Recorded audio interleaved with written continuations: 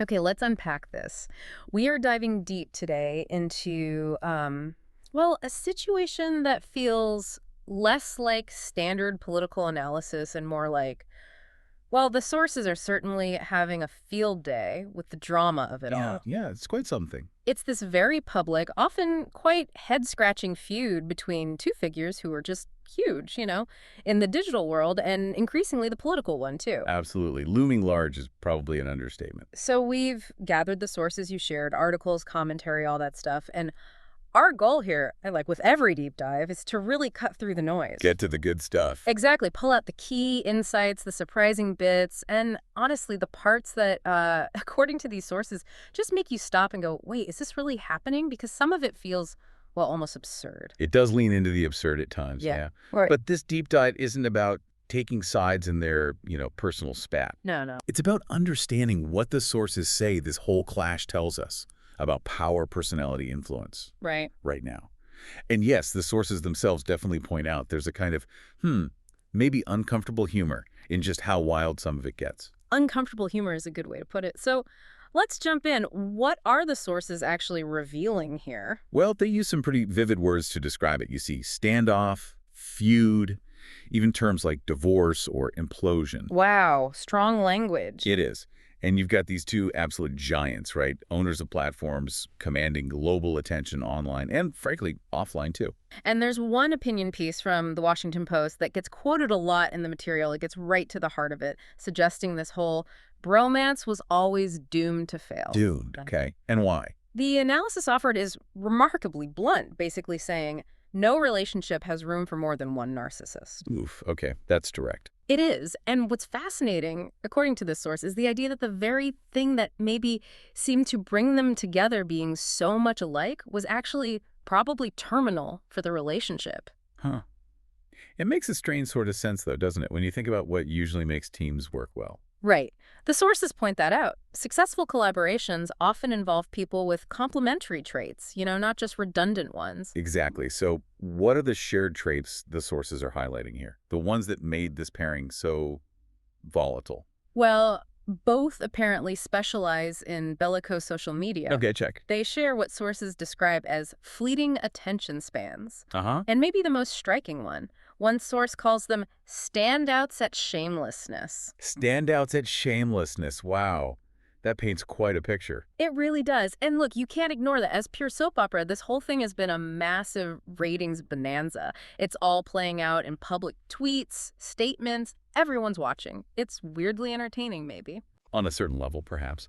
But the sources are really quick to stress that, okay, while it's a public spectacle, the real-world implications are enormous. Right. It's not just a Twitter spat. Okay, so let's talk about those implications. What happens when this kind of personal drama crashes into huge power and gets tangled up with politics? Where are the sources seeing the biggest ripples? Well, the focus seems to be shifting now. Sources are asking specifically about Elon Musk's potential political clout outside of this former alliance. Okay. With him seemingly breaking from that one major political figure, the question is popping up, is he open for political business elsewhere?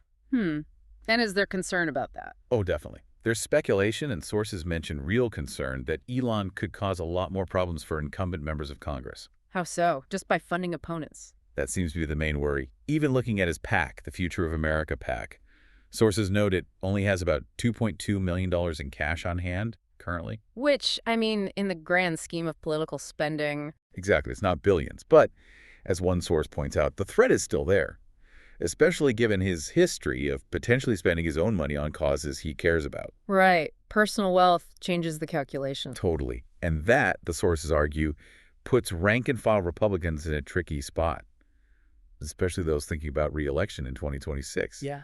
Sources suggest, you don't think you love the prospect of America, PAC bombarding you with ads, even if it's not directly tied to a Trump endorsement at that point. Yeah. Just having Musk potentially funding an opponent is disruptive. It sounds like it's also forcing some choices within the party. Yeah, it's highlighting a split, particularly one sources see in the Silicon Valley GOP wing. This feud is apparently forcing people who got on the Trump train, and many did after Musk showed support for Trump, to now effectively pick sides. Ah, okay. And that's having repercussions, the sources say, both for members of Congress and for some of those tech billionaires who maybe saw a convenient alignment before. Interesting. Okay, let's zero in on the spark. What was the specific event that, according to the sources, really blew all this up? They point to one moment pretty clearly. It was when Musk called that big, high-profile bill, the one seen as foundational to Trump's legacy, a disgusting abomination. Right, that was just days ago, wasn't it? Though it feels like longer in this news cycle. Doesn't it always? And the reaction on Capitol Hill, sources say Musk didn't just criticize the bill, he actually threatened to challenge anyone who votes for this bill. Okay, so a direct threat to primaries, essentially. Are members of Congress worried right now? Well, the sources suggest the immediate feeling is not worried today. Their short-term calculation seems pretty clear. Yeah. Right now, they feel they need to stick with Donald Trump to get this specific bill passed. Makes sense politically. Yeah, and they seem to view Musk as someone who tends to be all over the map politically. Kind of unpredictable, hard to rely on for consistent backing. Ideologically fluid, I think is the term sometimes used. That's a good way to put it. But sources also add that while the immediate panic isn't there, they are very mindful that he could get involved in some of these primaries, closer to the 2026 midterms. So the longer-term threat is on their radar. Definitely. According to the sources, that's where the real potential disruption lies. Yeah. But for now, their priority, as the sources frame it, is to just get over this hill. Meaning past this specific bill. Exactly. Past the bill seen as crucial to Trump's stated legacy and plans. And Speaker Mike Johnson's comments, they're mentioned in the sources too, right? They sort of underline this immediate focus. They do. He's quoted talking about it being a whole team effort, calls President Trump the most consequential political figure of his generation, really centering that alignment. And he points to his own efforts, showing his dedication, having traveled the country nonstop, done over 360 campaign events, logged enough miles to circle the globe 5.5 times. Wow. Okay. So the message is unity behind Trump for now. That seems to be the perspective from the Hill, at least for the moment. That Musk alone isn't going to derail their immediate goals. However, and this is where the sources immediately pivot. Oh, let me guess. The margins. You got it. The razor-thin margins in the House, only a 3-seat majority right now. That's where the sources see the potential leverage for Musk. Okay, explain that. Well, sources know there's a very little room for error with a margin that tight, so maybe he can't derail the entire national agenda single-handedly. But Musk getting involved in just 4, 5, maybe 10 different House races, that could cause a lot of grief for specific Republican incumbents. Like primary challenges or funding general election opponents? Exactly. And in that incredibly close environment, that kind of targeted spending could be the difference between winning or losing the majority come the next election cycle. It's that sort of death by 1,000 cuts scenario. It's still unpredictable. Oh, absolutely. Sources admit, given Musk's track record, it's too difficult to predict precisely how or where he might spend that money right now. Okay, let's flip the coin. What about the Democrats? How are they viewing all this personal and political chaos on the other side? Well, while some Republicans see Musk turning against them as a threat, sources suggest Democrats do sense an opening. An opening. Politico is quoted describing a potential villain-to-ally arc for Elon Musk, maybe with Democrats, seeing a chance to kind of peel him away from the Republican sphere. A villain-to-ally arc. That's ambitious. Well, yeah, and there's an immediate counter-argument right there in the sources, too. Nobody wants to be near Elon Musk. Ah, yeah. Sources point out he was recently labeled one of the most toxic figures in American life, and they note he'd already lost some Magier support before this latest blow-up.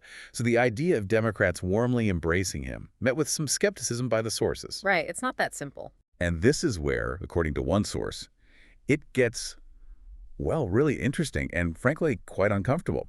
The sources kind of take a breath and say, essentially, okay, hang on. Can we just pause and really think about what we've seen here? What Elon Musk is really like and what Donald Trump is really like. Okay. Where does that lead?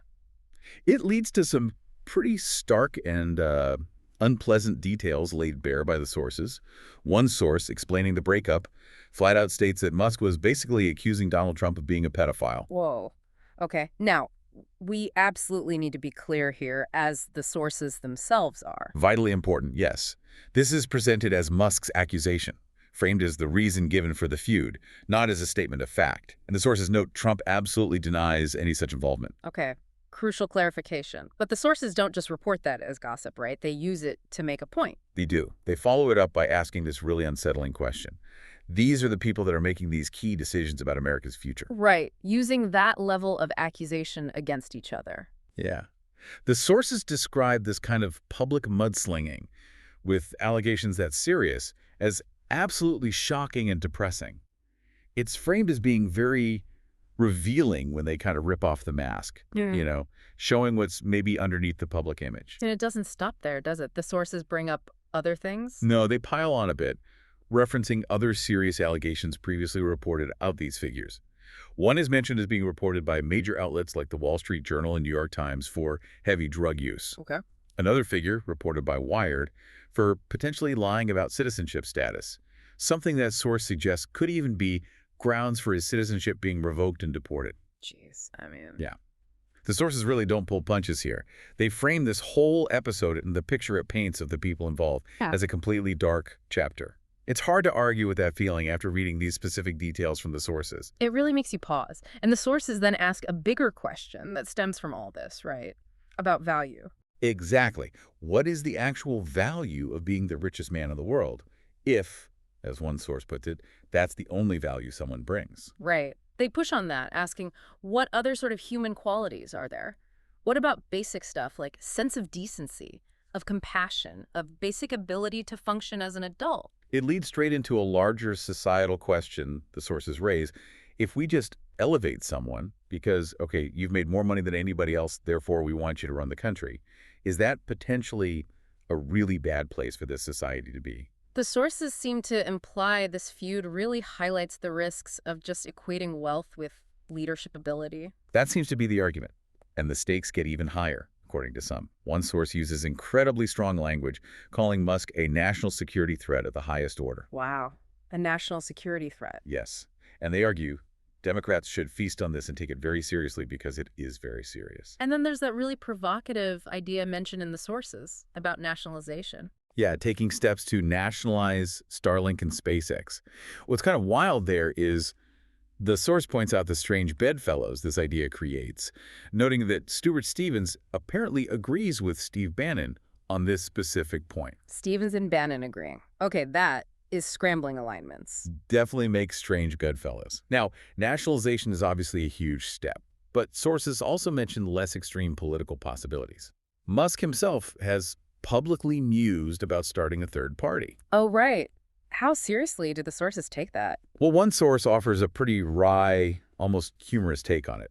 Basically, if he wants to light a bunch of money on fire and have a third party that'll get a couple % of the vote every year, sure, he can do it.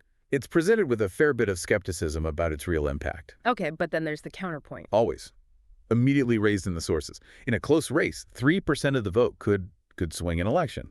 So maybe it doesn't win, but it could absolutely play spoiler. Right. And there's also talk in the sources about coalitions, isn't there? How this might affect things long term.